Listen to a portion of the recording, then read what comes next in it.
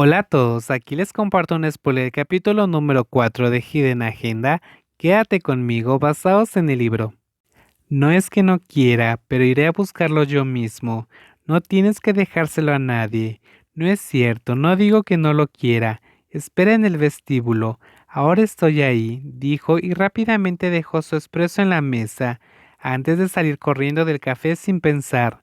So vino a verte, So te compró cosas, y So está esperando. Corre, Jock, tienes que correr rápido. So está esperando.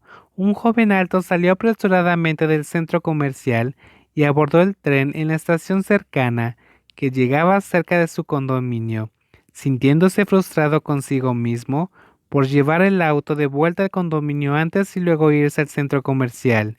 Si hubiera sabido que alguien vendría a buscarlo, no habría salido tontamente de su condominio, o si hubiera salido, habría tomado el auto para no tener que correr y agotarse así, o corriste todo el camino hasta aquí.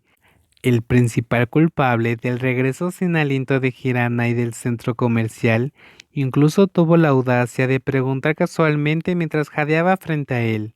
Hablas demasiado, logró respirar Hiranai, aún recuperando el aliento.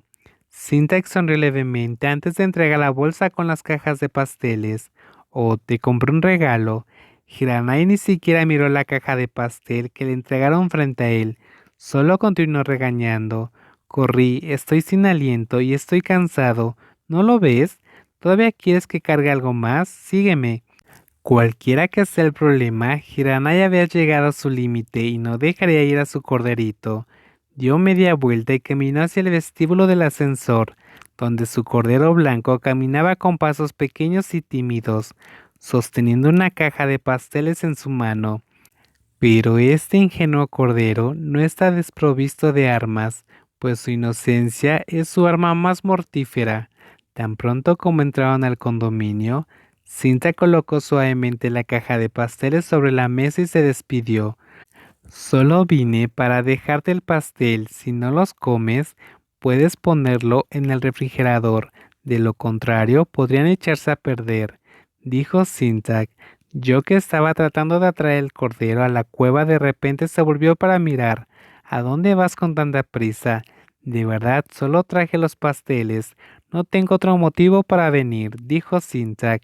Sus palabras honestas y directas dejaron al dueño de la habitación sorprendido. Bueno, esta es una habitación lujosa en medio de la ciudad, pero no hay nada que pueda hacer ahí, So. Es desgarrador escuchar eso. Hiranai miró a la izquierda y a la derecha, pero no encontraba nada en la habitación para hacerlo quedarse. Finalmente su mirada se posó en la caja del pastel. Entonces ven a ayudarme a comer. El dueño de la habitación lo sedujo, pero casi de inmediato el rostro blanco negó con la cabeza. Son solo pasteles de masa fermentada. El joven blanco respondió. Hiranai entrecerró los ojos frunciendo el ceño. Cinta que abrió la caja y miró el colorido pastel. Aquí está. La persona de la tienda los empacó. Había pastel de maracuyá y pastel de fresa. Como noté que te gustaba el jugo de ocra, pensé que te gustarían los pasteles ácidos. Así que yo... Las palabras se cortaron cuando algo duro golpeó repentinamente su frente. Sintek levantó la mano para frotar el punto dolorido y miró hacia arriba para ver a Hiranai de pie muy cerca. Sus agudos ojos se entrecerraron mientras miraba a la persona que acariciaba suavemente su frente, aparentemente con dolor porque acaba de golpear su frente contra la de Sintak.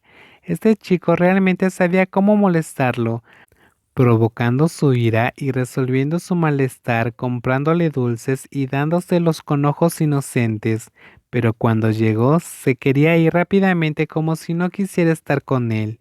Mis cambios de humor son por tu culpa. Eres un tonto.